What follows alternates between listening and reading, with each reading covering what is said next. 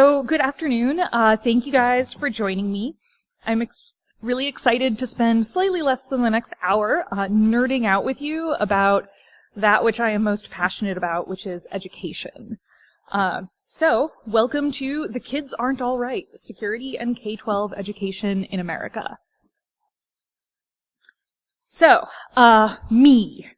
When I first got interested in security, I was really far on the other side of the divide from this community. I was a high school English teacher. Since then, I've gotten more degrees, which is a mistake. Don't do it. I've been an education researcher, a new teacher coach. I did program management for an ed tech company who has sadly been in the news a lot for a breach lately, trying to poach all my former colleagues to where I am now. And now I'm the director of digital safety for a charter school network that's based in the SF Bay area. If you recognize the name Summit Public Schools, it's because people have a lot of opinions about the fact that we're partnered with Mark Zuckerberg. So if you recognize that and you're like, oh, why do I remember having a funny feeling about that thing? That's why. So my job is still, despite the name, more heavily slanted toward education than security. I'm leading up initiatives to better educate our faculty and students on security is kind of my main thing. As long as I can remember, I've really enjoyed taking things apart, seeing what's inside of them and attempting to put them back together again, or just doing whatever I feel like with the remaining pieces. This has not yet proved valuable in my career because dismantling students is generally frowned upon. So this talk, this is me addressing you from the other side of the aisle. This is the talking about the humans and the humans that don't even know what security is about. This is not a hard code talk. There will unfortunately be no code samples. I'm really bad at keyboard shortcuts. And there will be no windows minimized, maximized, or moved around. And because I am a teacher first and foremost, there will be homework at the end. And gifts. There will be many gifts. So why care? Whether you have kids or not, whether you're planning on ever having kids or not, and whether you just want to watch the world burn or not, this is still relevant to you, like right now in this moment, because the pipeline problem is an ubiquitous issue across tech, but especially in security. So if you're concerned about the future, or even the right now, of your team and or your career, this is something that's worth knowing about. And if you just have a soft heart and you are concerned about young people, this is also a good place to be. This is how I feel most days. So this is audience participation time. I have 2 questions for you guys. And I want to honestly know, just go ahead, just get a couple people to shout out. What does it really mean to you when you think of what is a responsible user of the internet? What should they know? What skills should they have? This could be anything from like they don't have an egg avatar on Twitter, to they have never read R, the red pill, to like they know how to vet sources. It could be anything. What makes someone, yeah. Yes, that's a very good one. Anything else, if you think about it? Yes, also a very good one. Only click the expected emails and only click the links you know. Yes, and definitely don't forward them. Absolutely. It is definitely, if it sounds too good to be true, it is. I'm repeating these for anyone that can't hear, by the way. So then part 2, thinking about what you want, like what you see as a general other people online, what makes them responsible users. When you think about in your corporate environment, what is the minimum viable product of skills that all users should have? I think there's a big overlap, like definitely don't click that email, don't click that link. What else do we really want just to be able to do, like, be a secretary? What do you want the person at the front desk of your company to be able to do? I just want one.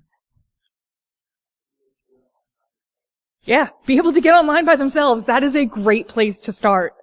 And like, that is not actually that, like, that's not, we think that's a low bar, but it's not a low bar.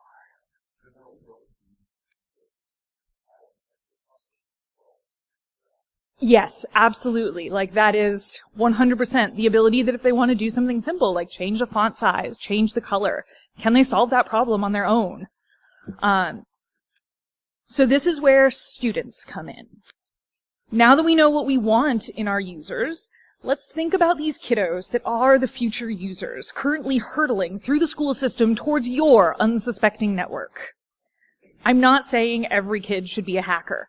Like, that would be fun, but also, oh my god, chaos. Also, a little bit saddening to my tender English major feelings. But the internet is and ought to be considered a human right. We can all agree that access to and ability to use the internet is a basic need in today's society. Like, try to get a job, any job, without touching the internet. It's really hard. So this stat, 80% of middle skill jobs require tech skills. And middle skill jobs are classified as jobs that require less than a bachelor's degree. So that could be just a high school diploma or a 2-year associate's degree. That's not a really high bar, but we're looking at 80% of them requiring basic computer literacy. This is my personal list of what a dream user would be as I think about how I'm educating my colleagues at Summit. I want them to be able to understand and use strong password hygiene. I don't want to see Post-it notes. I'm really big evangelist for password hygiene and multi-factor authentication everywhere that it's possible. But in a professional space, I'm also really aggressive about boundaries and protocols. So while all of these are difficult, it's that final item, uses critical thinking, that's the hardest to find. That goes back to that idea of, can you change the font size without calling IT? This isn't an insult to my users, because remember, I work at a school district, and we're kind of obsessed with critical thinking in the education space. I'm fortunate to work with some amazingly brilliant people. They just don't have a tech framework when it comes to critical thinking. No one ever offered it to them, and it's a very difficult thing to create if you have nothing to base it on. They're hardly alone.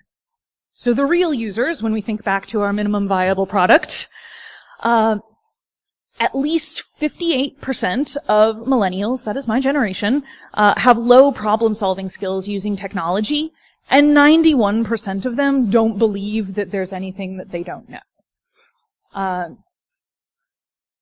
So to quote the always articulate Rumsfeld, there are unknown unknowns, the things we don't know that we don't know. And that's what many of our users, we're talking about 9 out of 10 of millennials, don't even realize that they might be struggling. This is not about bashing millennials, by the way. I selected the data on millennials just because they're the ones who are currently in the workplace, who have been through this most recent iteration of our education system, and also who are predominantly in charge of the education of this next wave of users. So this isn't about like, oh my god, millennials. This is about, this is where we're going. This is our trend. So there was that quote on the last slide about problematic levels. What does that mean? So the Program for International Assessment of Adult Competencies is an international survey that assesses people all over the world on a number of different measures. It is something that comes up a lot in education discussions because that's where we get those numbers about things like, hey, our kids are bad at math. And they measure tech skills from the scale of below level 1 through to level 3. Level 2, they have evaluated as being the minimum standard skill level to access both the professional and social benefits of technology. So basically the ability to use tech meaningfully in your life. Level 1 means someone is unable to solve a problem whose solution takes a couple steps and requires more than one computer application. So as it says on the slide, the example is, They might have trouble locating specific information on a spreadsheet and then emailing that information to someone. That's a lot of phone calls to IT that you don't want to deal with. Or a lot of people unable to do their jobs. Below level 1 would have difficulty doing things like sorting emails into folders. I always like to have a small moment of silence for those who are below level 1. 19% of millennials score below level 1. That's like 1 in 5. No, that's not 1 in 5. That's 20%. Whatever. 19, I'm English major, not math, damn it. So 19% of millennials score below level 1, and 78% of them don't see their skill level as lacking. Like, of those 19%, almost 80% of them don't think that they're missing out. You have probably experienced these frustrations in the workplace. This is my favorite GIF. That poor hedgehog. So the heart of it is that there's a misconception in our society that just because you use some sort of technology that you know what you're doing. So doing something like browsing Facebook on your smartphone or shopping on Amazon is the same thing as knowing how to use technology in the workplace. That is not true. Moore's law keeps proving itself again and again, and in parallel versions of assorted technologies. The rate at which it's growing and being infused into every aspect of our lives can be daunting. Think about where we were just in 2000, where we are now technologically. For pretty much everyone in this room, it's your job to keep up with this, but if it isn't, that's crazy. Because it is so omnipresent and also so daunting, it's just sort of assumed, okay, kids are going to pick it up through, like, osmosis or something. Whatever. They're constantly touching smartphones. They know about how to do this stuff. Few, if any, schools continue to teach basic computer literacy skills. Because after all, the kids just know. I would, however, not having had the funding to research this, I'm going to caveat that this is purely a hypothesis. I suspect that there's an element of being daunted at how quickly technological progress is going to render whatever curriculum you make obsolete. Like, I could make curriculum right now. I actually am making curriculum right now, and it's going to be obsolete by the time the school year starts. I'm going to have to make changes at the beginning of the school year in September. So it's intimidating keeping up with everything that could be asked of a teacher tasked with such a class. So regardless of what kids are learning or not learning naturally, we know that time spent interfacing with a device is not the same as problem solving or understanding how to actually engage with the device or the internet. Just think of the difference between a smartphone and a desktop computer, or even a laptop. And for a gross majority of students in our country, a smartphone is the only way that they will connect to the internet until they get to college. They might not use a QWERTY keyboard, ever, until they get to college. Yeah.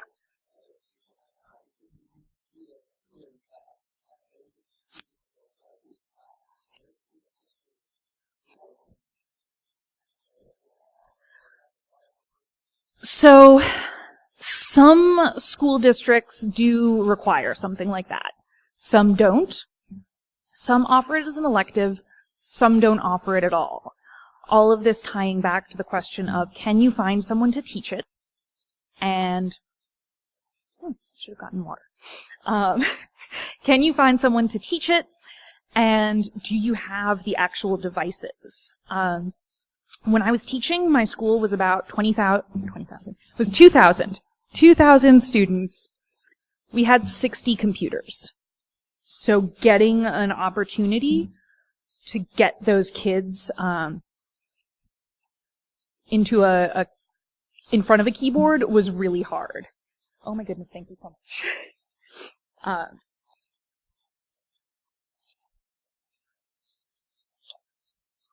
So when you think about the difference between, like, just a smartphone and a computer, there's the QWERTY keyboard, which, yes, they're used to seeing on the screen, but they're used to navigating it very differently. And they're used to touch screens. Like, put your kid in front of a mouse for the first time if all they've ever used is a phone, and there's going to be some issues there. So all of that is why you drink. Your users are arriving in your workplace with incredibly basic skills. They've scraped by, and they're going to keep scraping by in your office and on your network. And there's always going to be the person who likes to tell me, well, I didn't have any of those things when I was growing up, and I taught myself to code, and now I make like $1 billion in Silicon Valley, and so I don't know why everyone else can't do that. Hashtag bootstraps. Look, that's great. That's super great. I'm very happy for you, but that's not going to be everyone, and it shouldn't need to be everyone. If something is a cornerstone of how our society functions, we can't expect everyone to go out there and develop a passion for it. What everyone does need to be able to do is think outside the policy. We're going to come back to that idea really soon, because I am a big supporter of policies. I write a lot of them on my job, and I do think that they are really essential to having your workplace run effectively, but that when executed poorly and without proper user education, they cause serious problems. So, what are kids learning in school? Not much when it comes to computers. Computer science courses and enrollment have declined over the last few decades. At the same time, the sum total hours of instruction in schools has increased. So students who graduated in 2009 received roughly 420 more hours of classroom time than students who graduated in 1990. What fills that time? Possibly bees, but it's definitely not computers. So, if we look at this, we can see that over a 19-year period, high school students enrolling in computer science courses declined from 25% to 19%. That is a significant drop, both in the vernacular and in the statistical sense. On the other hand, every other domain showed increases, and that includes things like calculus and physics for those who want to play the kids are lazy and scared of challenges and math canard. Part of the issue is this: out of over 42,000 high schools in the United States, in 2011, only 2,000 were certified to offer AP Computer Science. So even if students wanted to take a CS course, there's a good chance that they simply couldn't. And I could get off on a whole tangent here about recruiting and retaining teachers who are qualified to teach CS, but that's kind of beside the point. It's not at all unusual for schools to inform another teacher, usually a math teacher, that they're going to teach CS next year. Surprise! I have a credential in teaching English. That's required for me to be able to be an English teacher. However, there is, in no state is there a credential for computers. So that's why they usually grab math, because they're like, hey, you like formulas. Go do this thing. None of that is ideal. However, there's a clear lack of willingness on behalf of schools to commit to teaching CS if they're unwilling to at least take the steps of offering the course. Charts don't lie. Look at calculus. It's just like, whee! Here we go! And computer science is just down there. The little sad yellow line that couldn't. So it's obvious that given the opportunity and the offering to take these more rigorous and engaging and challenging courses, students are doing it. They're rising to the occasion. And this is kind of going back to my whole, like, making fun of the person that taught themselves to code. Like, yeah, not every student needs to be a coder, so why am I making such a big deal about CS class? Well, if they aren't taking CS class, what are they learning and how are they learning it? As of 2012, 62% of teachers identified themselves as having a lack of comfort with technology, and that lack of comfort prevented them from bringing technology into their classroom. And to be honest, I was a classroom teacher during that very year, and I can't believe that statistic is so good. Only 62%. Are you kidding? That's almost 40% of teachers feel comfortable. That is amazing. I spent a lot of time being informal tech support, and technology is daunting when that is not at all your expertise. Teachers are experts in their subject matter. They're experts in the art of pedagogy. These are things that take up huge amounts of intellectual and emotional bandwidth. They're rarely experts in technology unless they just happen to have a personal interest in the subject. Therefore, you have a low quantity of teachers that are focused on using technology. Very few teacher credentialing programs require that teachers going through their training develop any sort of competence in technology. In my teacher credentialing program, we did a fun, half-credit class where we got to look up instructional websites and put them into a PowerPoint that we could theoretically share with students. That was my technology training. Few districts offer professional development in technology skills, and this is kind of a big deal, because think about it. Well, the average office worker over the last, let's say, 20 years has been slowly adjusting to the use of technology because they use it every day. You have a computer, IT comes in and patches it, eventually they upgrade it. You are constantly learning new things, you're using the internet daily. All of these things, even if you're learning them poorly, you are learning them because you're doing them. For many teachers, that's barely registered. You don't ever need to use technology as a teacher. It is entirely optional. Doing something like bringing technology into the classroom is really risky. First off, you don't want to feel like an idiot in front of a classroom of 35 kids. It's not fun.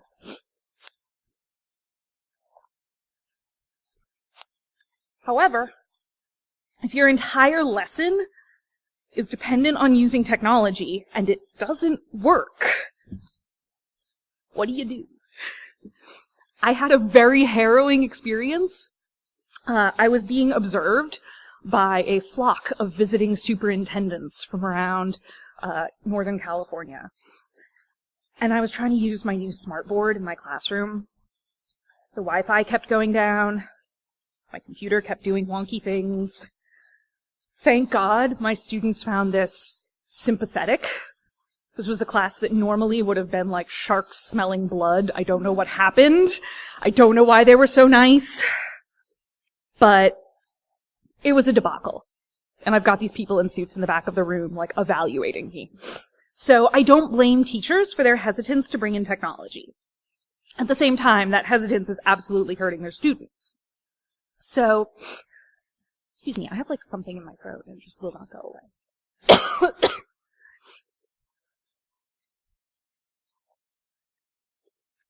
So, where technology is present, because it is making its way into the schools now, where it's present, it's passive and non-engaging. Everyone now has Google Apps for Education because it's free, so yay, now you can get emails from your teacher. Lots of people use Remind, which is yay, now you can get text messages from your teacher. There's an online grade book, things like that. So students aren't learning to be tech savvy because it's the same as anything else. They're going and they're looking at something. They aren't actually engaging, solving problems, etc. Then there's the few, the majestic, the brave teachers who go out there looking for technology. But who's got the money? So what they do is they find free apps that they can give to their students. They go looking through and they find whatever on the internet has a price tag of 0. So obviously this means the students are now the product. And we have a whole fresh new mess there of students becoming inured to the constant barrage of ads, data mining, and insecure features. They just don't learn about things like privacy settings and how to control what you're putting on the internet, because the teacher isn't thinking about this and aware of this. And because they're just using all of the free apps, you get used to, oh yeah, no, I mean, part of being able to take notes in school is just that you constantly have ads for Viagra. That's like a thing. Doesn't everyone have that? So teachers who mean well and are certainly better than doing nothing, they're nonetheless causing a lot of harm by selecting these free apps. So going back to the question about our kids learning keyboarding and things like that, only 7 out of 50 states have an explicit expectation that by the time students graduate high school, they will have obtained basic technology skills. This was a really unpleasant, reading through educational codes of states. And so many of them are just like, it is assumed that students will have used technology in school. But there's no actual, are they going to demonstrate it in any way? Where is this guaranteed? Because it's just saying it's assumed that some of their core courses will touch on it. Which again is ridiculous. The rest require 1 credit or more, however, whatever, of some sort of elective to graduate. And for some bizarre reason, this is always structured as you can either take a fine or performing art, or you can learn about computers. Because these are 2 very divergent things, obviously, and we cannot let them ever intersect. It's a really frustrating division for me. So, if students don't have any formal instruction, if they don't have CS classes, if they don't have basic classes, and if the teachers are like, dear God, computers, then how are they learning about technology? And a lot of what they learn, if they even bother to read their acceptable use policy, is going to come from their acceptable use policy. So it determines how students interact with technology. I did a survey of roughly a dozen districts in the Silicon Valley / San Francisco Bay Area, partially because that's where I'm based, so I'm biased, and partially because I figure that if we can't get tech right in the heart of Techlandia, then we're probably pretty fucked everywhere else. So it's not hugely surprising that every AUP includes a clause stating that students have 0 expectation of privacy. That's pretty much your standard, corporate AUP. We all sign that shit. We're used to it.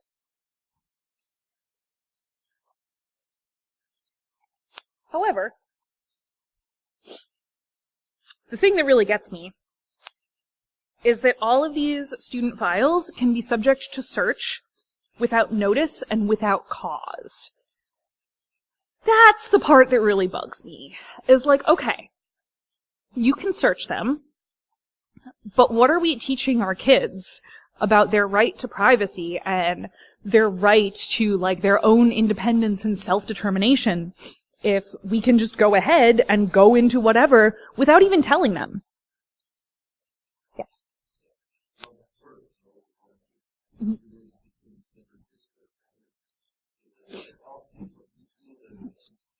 Yes. And that is a thing. I'm currently revising the use policy for my district, and it's something I've been really struggling with on exactly that, because we run a 1-to-1 Chromebook program, so all of our students are issued devices. And for a lot of them, this is the first time that they've ever had something that is theirs as far as technology, other than maybe a cell phone. And I want them to feel this sense of ownership, and I want them to know that they can do what they want with this device outside of school. The issue is where we get into this question of legality and use policies, in that I want them to know, okay, on your school Google Apps for Education account, we can see everything that you do with your email and your docs and everything. So make a personal account. But then it comes up to, well, it's still on a device that's owned by us, and I don't want to encourage them to think of something issued by, say, a corporate employer as something that they can use for personal reasons. But also, I want these kids to have ownership of coming into their technological own. So use policies are really tricky at this age. But all I know is that I am not at all a fan of this idea that everything can be searched without notice and without cause. It's especially the without notice that bothers me. I think all students should know if they're being monitored. And students and their parents must agree to these policies in order to use any sort of technology in school. So, the theme of all use policies is the nope bus. They're completely focused on the things you can't do. This is a list. My personal favorite is the fact that the Palo Alto Unified School District has a specific clause about how you can't play World of Warcraft at school. And I know there's a story there. Like, I just know it. Yeah, many of them ban posting anonymously, which I'm like, how do you ban that? They're doing it anonymously. And then the one that I have the most questions about is the charging devices at school. Like, why are you banning that? Update your wiring. I feel like that's just one of those things that it's in there, it's almost never enforced, but they're like, wouldn't it be great that when some kid is being a little shit and aggravates us, we have a way to send them to the principal's office? Like, that's what that says to me. Like, what are we trying to teach them by saying you can't charge your phone at school?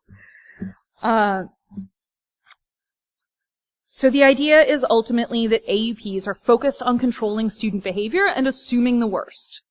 The assumption is that given any sort of freedom, students will behave badly, and more than likely it will involve boobs. AUPs are codes of conduct, not documents designed to improve safety or security. If you're lucky, there will be a few items about, like, don't talk to strangers, don't meet anyone that you talk to online, but that's it. It basically boils down to stay away from Pedo Bear. I blame this on the Puritans. Thinking back to that fun participation bit at the beginning and what you wish your dream user knew, parents aren't worried about that. Parents are worried about their kids seeing porn, or perhaps sexting porn, or perhaps accidentally becoming porn on chat roulette or something. In contrast, child identity theft is way on the rise. All those free apps and those poorly secured edtech apps, they're chock full of student data. And that information is solid gold, especially if you can get that juicy PII, especially if you can get some social security numbers. Kids don't have a credit history. There's a really alarming rise in kids doing things like getting to college and trying to rent their first off-campus apartment and finding out they're bankrupt. It's kind of a new thing. And it's been going up by approximately 10% a year. And the terrible thing is, since kids don't have a credit report, parents can't freeze the kid's credit. Like, you cannot freeze someone's credit until they have a credit report. So the interesting thing is, some particularly tech-savvy parents are opening credit cards for their infants and then putting a freeze on their child's credit, like when the kid is born. But, like, it's kind of crazy that we have to do that. It's awesome that there's parents that have figured that out, but that's, like 1% of really crazy paranoid parents that are, at DEF CON every year being like, someone's watching my baby. I have stickers on all my cell phones because people love babies. And that's the problem, is that every other parent who's just like, oh my god, my baby's so cute, I'm gonna take pictures and post them on Instagram. Like, they don't know about this shit. So then there's identity theft, which is obviously, like, incredibly insidious and damaging. But there's also lots of other things on student information systems. Whether or not a student has a learning disability, if they have health complications, if they're on any sort of medications, In some cases, there might be notes about religious affiliation, particularly, we had flags like that for students who were Muslim and needed to have time to go pray during the day. That was noted in our student information system. Disciplinary record. We've got like most of a kid's life. By the time they graduate college, we know everything they've ever done. We don't want that following them. We had notes about students' immigration status so that we knew how to interact with their family, how to interact with them, and what kind of things that we might need to do to help support them. Obviously, we're collecting this information to do good things, but every bit of information that we collect is very dangerous, particularly things like religious and immigration status right now in this current administration. The Puritans gave us a country full of people afraid of sexuality. The result is that we have schools that are more afraid of students and sex than they are of students and data security. And also that that's what our parents are more afraid of. And so it's a question of what are we doing for this? I want to take a quick moment just to let you guys look at some of these amazing quotes from the acceptable use policies. That second one is my absolute favorite because what the fuck does that mean? Harmful matter includes matter taken as a whole, which to the average person applying contemporary statewide standards appeals to the prurient interest, and is matter which depicts or describes in a patently offensive way sexual conduct and which lacks serious literary, artistic, political, or scientific value for minors. Like, what? Yeah. What? And then also, material placed on student web pages are expected to meet academic standards of proper spelling and grammar. You had to put this in your use policy? You're gonna expel someone because they used your instead of your. So then there's these. If a student sees something naughty, they need to tell an adult. However, the adults aren't totally responsible for what students do because they try really hard to micromanage everyone, but they just can't be everywhere at once. And remember, never share your passwords unless an adult at school asks you.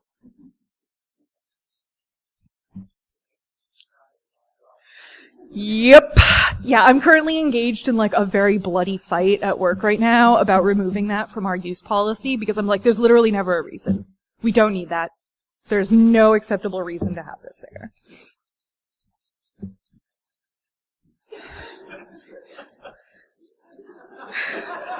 This is just what I think when I'm reading use policies. I love the one in the back. I love this gift so much.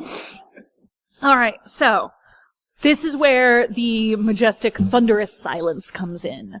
I could not find a single AUP that included anything about password policies other than users are responsible for their own passwords. So there's nothing about how to create a strong password or how to properly protect it. No expectation of password changes, including any policy around default passwords having to be changed after initial login. Some school districts do that, but it depends on what your tech team decides to do. Fortunately, my current district does that, but I speak from experience because even though I haven't worked for my previous school district where I was teaching, it's 4 years now, I can totally still log into my email with the default password. None ever mention multi-factor authentication. There's nothing about how to protect your data, who you should be sharing your documents with, what is malware, what is phishing. There's nothing about suspicious emails anywhere. Nothing about using HTTPS, encryption. What is a safe Wi-Fi network to access? I don't know. I don't care. If you're not at school, no one gives a shit. Basically, the heart of the issue is that students have already learned that their learning is not viewed as being as important as covering the school's asses legally. The institution is valued well above the individual. I read about lots of restrictions around proxies, VPNs, VMs, etc. But no explanation about what any of this means. which means sometimes students are going to end up doing it accidentally because they're curious and they're smart.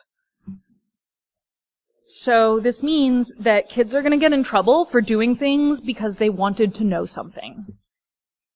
They're also not going to learn how any of those tools can help or protect them. So instead, they're just taught, accept a lack of ownership over your life. Your data, your passwords, none of it is sacred to you. Computer security is not about protecting yourself, but about protecting your organization's legal ass. And at this point, you might be saying this to yourself.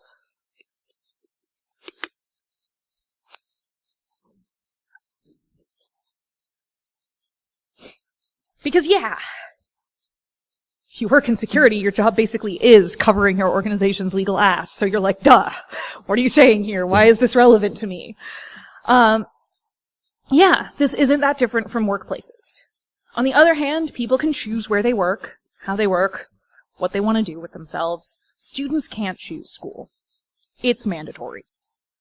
And the way that they're being trained in school isn't preparing them to pull their weight when they do get to the point of working. Your job isn't to teach basic computer skills, or at least it shouldn't be. You can't focus on doing your job to the best of your ability if your users don't understand the basics of how to hold up their end of the deal. By failing our students, our schools are also failing you. So just like not every student needs to be a hacker, not every user needs to be a hacker, because again, oh my god, that would be terrible. So not everyone needs to be a computer genius. But just like almost everyone can drive a car, we are not all race car drivers. That would also be really bad. But we can get from point A to point B. Users need to be able to operate their vehicles, as it were. They need to be empowered to problem solve and be safe operators so that they can focus on their work and doing the best in their roles, and you can focus on yours. So what that means is setting up strong security programs.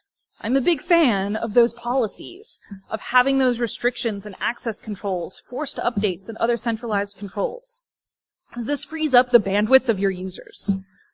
They can do their jobs, and they don't have to think about things that are outside of their purview. Then, when an error appears, because we all know that inevitably it will, you can investigate. And you have a framework within which you can investigate because you know what things are in place there.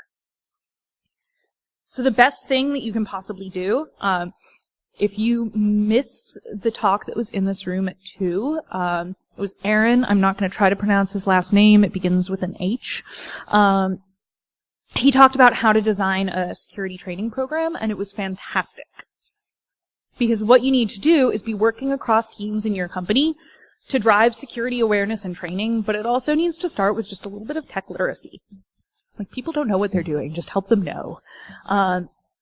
Because that way, then when you get a user that identifies a potential problem and asks you, they aren't a pain because they're not being like, how do I change my font size? They're like, I got this really weird email, and I remember this thing about weird emails, and this looks like our domain, but not quite. I think it's misspelled. I don't know. Can you take a look at this? And you're like, oh my god, you are so helpful. Thank you. So, here are your action items. Yep. If you're worried about the actual education problem, you can send some emails. Email your schools, your districts, your politicians. Tell them about programs that will help them provide education to students that don't require them to have all of these like credentialed staff and everything. Code.org, Hacker High School, Cyber Patriot, they're really helpful. Medium level, go to a PTA meeting, even if you don't have a kid, they're actually available to everyone. Go to a school board meeting, raise hell, make people uncomfortable, it's good for them. And the large is volunteer to help teachers, like go into a school and run an after-school training. They'll almost definitely say yes, because schools don't have the budget for quality training, and all they want, like all the principal wants, is to not have to run a faculty meeting. They'll be like, yes, oh my god, thank you, yes, come in and tell us about passwords. sponsor an after-school program or team. I ran a Cyber Patriot program at my high school, and it was so freaking fun. You just end up with a classroom of like 8 or 10 kids staying after school and being like, I want to learn how to hack a Gibson. And then you get to show them hackers. It's fun. I brought them to B-sides in San Francisco, and it was great, except the part where they got selfies with me with a drink. And I was like, please don't get me fired. But other than that, like, it was amazing. They learned how to pick locks, and they got really excited about computers, and they all wanted to build their own Linux computers. And it's the cutest thing. It will make you so happy. In the workplace problem, team up with your learning and development department if you've got one. Tell them what kind of skills you want your users to have. Their job is to know how to do good training. Give them a laundry list of skills. They'll probably ask you for a couple meetings where they can pick your mind in order to learn about what you're really looking for, and then they'll design a training and they'll deploy it. You just have to impart wisdom. Run simulations and exercises. I'm a huge fan of those like Fish Your Employee programs. I think they're great. So think about what else you can do to give those kinds of real world exercises, because that makes it more fun for your employees and it makes it more engaging. They're going to remember it better. Finally, go forth. The much maligned raising awareness is actually really valuable here, because this is something that just isn't really talked about much. The people that might want to do something about it don't necessarily know that they should be. So raising a ruckus can really go a long way. Volunteering and getting actively involved is great, but that's for people like me, the few, the proud, those who hate having a life. If you value your life, you don't have to do this. But again, it's really cute. The kids get excited about Linux. It's adorable. So consider it. Thank you so much for joining me. I often rant and or post pictures of my pets on Twitter. And I would love to answer some questions if anyone has questions. Yeah.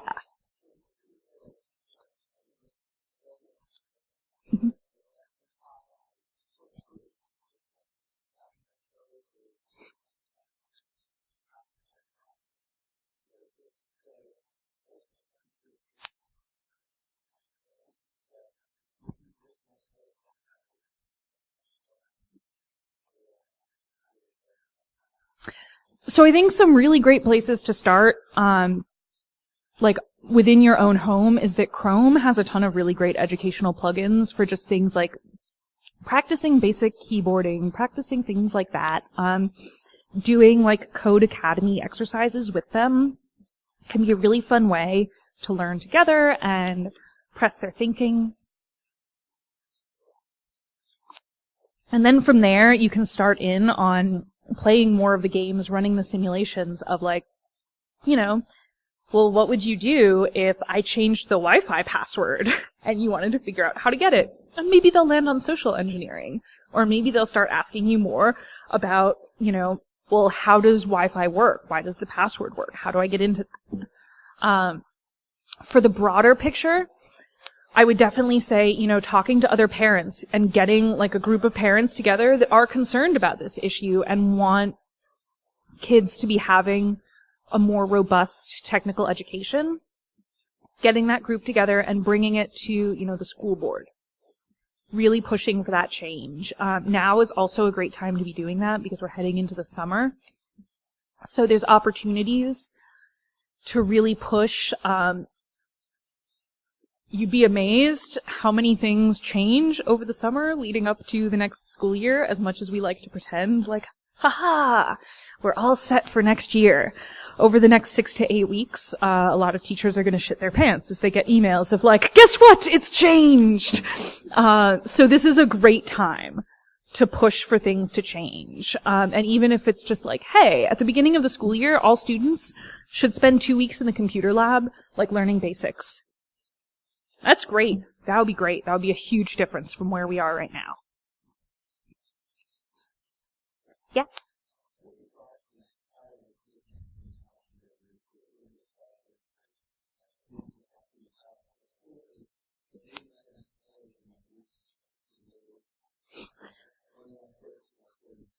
Mm-hmm.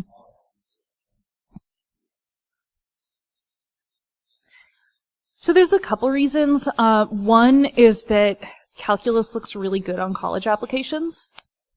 It's a really popular one. And if you aren't planning on being like a science or math or engineering major, I was really happy because I went through BC Calc in high school, and that meant I never had to take another math class again. Because I passed my AP exam, and that was it. So a lot of students are into it for that reason, because it's going to get them out of a general education requirement in college. In California, that will help you pass.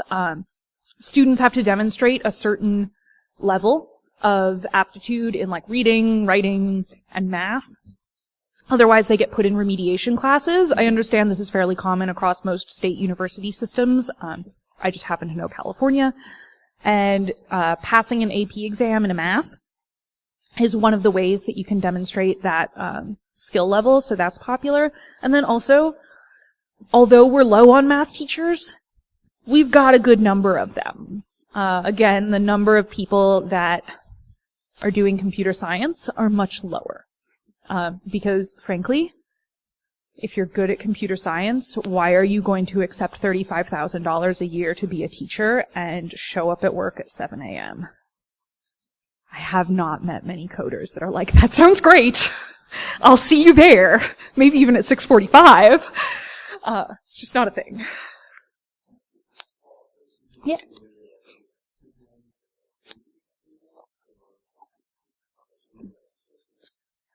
So I've had a couple of thoughts. One of the things that I really want to try to work on, as like a passion project that I just came up with a couple weeks ago, is I think it would be really interesting to partner school districts with some of those like hacker boot camps that they're like, give us 10 weeks and we'll get you a job in Silicon Valley. Well, what if they trimmed their curriculum down a little bit, let's say made it 8 weeks, and they offered it free of charge to teachers who are willing to then become computer science teachers. So you have people, because I would have done that. I would have done that in a heartbeat. I already know pedagogy.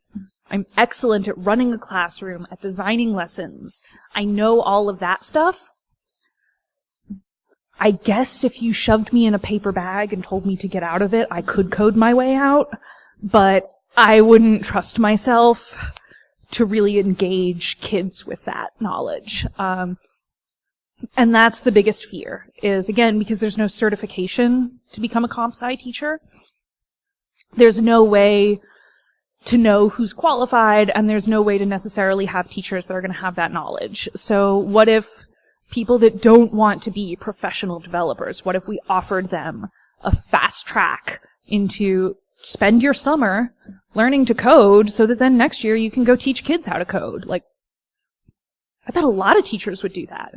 They'd be so excited about that. There's a huge roadblock in implementing any sort of engineering education because we don't have people to teach it.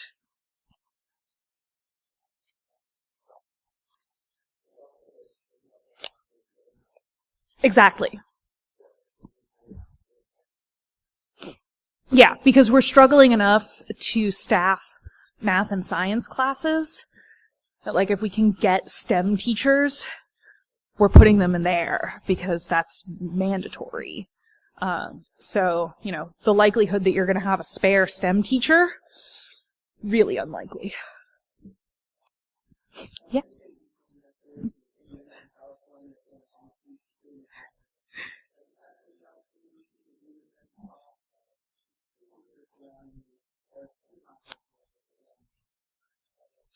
Surprisingly, no. I have submitted to a couple education conferences. So far, no takers. We'll see. I'm just going to keep submitting. Maybe I need to revise my pitch. But I'm working on it because I do think that it is really important. And I'm hoping that if I can actually, like, work with a couple districts and boot camps to get, like, a pilot program going, that then I'll have something really, really valuable to report at an education conference. So we'll see. All right. Thank you, guys. I have 3 minutes to run to resume review, and I'm going to do that.